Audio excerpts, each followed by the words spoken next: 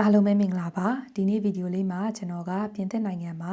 2026ခုနှစ်ဇန်နဝါရီလ1ရက်နေ့မှာစတင်ပြီးတော့တက်ဝင်သွားပြီဖြစ်တဲ့လူဝင်မှုကြီးကြပ်ရေးဆိုင်ရာဥပဒေအသစ်တွေတဲကတစ်ခုဖြစ်တဲ့လိပ်စာမန်း Civic အကြောင်းကိုပြောပြပေးသွားမှာဖြစ်ပါတယ်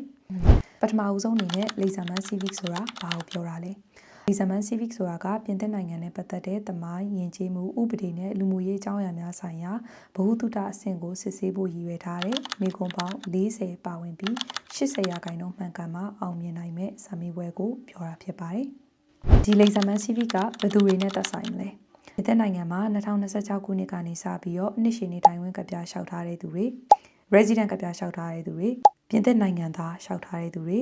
ဒီ၃မျိုးနဲ့တိုက်ရိုက်သက်ဆိုင်သွားမှာဖြစ်ပါတယ်လိပ်စာမန်း Civic နဲ့ပတ်သက်ပြီးတော့ဘာတွေဘလို့လေ့လာရမလဲလိပ်စာမန်း Civic နဲ့ပတ်သက်ပြီးတော့အစိုးရက Formation Civic ဆိုတဲ့ website ကို officially ထုတ်ပေးထားပါတယ်အဲ့ဒီ website မှာဆိုလို့ရှိရင်ကျွန်တော်တို့ခေါင်းစဉ်ကြီး၅ခုရဲ့အောက်မှာခေါင်းစဉ်အသေးလေးတွေထပ်ခွဲပြီးတော့အဲ့ဒီခေါင်းစဉ်တွေနဲ့ပတ်သက်တဲ့theoretical knowledge ကိုအပြည့်အဝရေးသားထားပေးတာကိုတွေ့ရပါတယ်ပြီးတော့ကျွန်တော်ရဲ့ description box မှာအဲ့ဒီ link ကိုလည်းထည့်ပေးထားပါတယ်နောက်တစ်ခုကတော့ကျွန်တော်တို့ဒီ exam civic နဲ့ပတ်သက်ပြီးတော့လေ့ကျင့်လို့ရမယ့် website တချို့ကိုလည်းကျွန်တော်ရဲ့ description box ထဲမှာထည့်ပေးထားပါတယ် exam civic ဖြေဖို့အတွက်ဘယ်လောက်ကုန်ကြမှာလဲ exam civic ကတော့တစ်ခါဖြေရင် euro 80ကျပ်ပေးရမှာဖြစ်ပါတယ်မအောင်မချင်းဖြေလို့ရပါတယ်တစ်ခါဖြေရင်80ပါ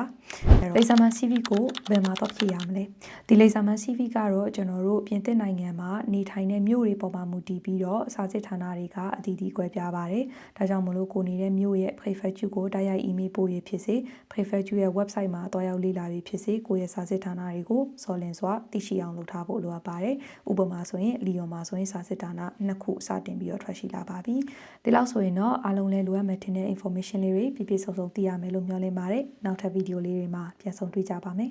À bientôt